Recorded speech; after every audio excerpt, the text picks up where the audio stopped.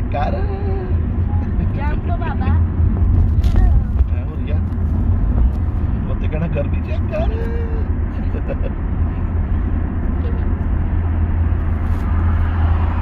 ਆਏ ਗਰਮੀ ਲੱਗ ਰਹੀ ਹੈ ਆਏ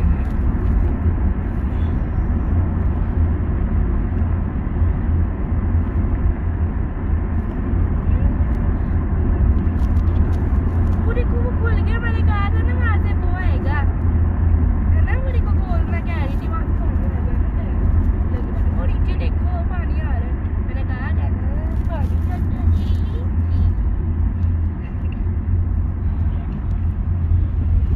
ਇਹ ਤੇ ਨਾ ਪਾਣੀ ਇੰਨਾ ਕੁ ਹੁੰਦਾ ਸੀ ਸਾਡੀ ਗੱਡੀ ਵੀ ਪਤਾ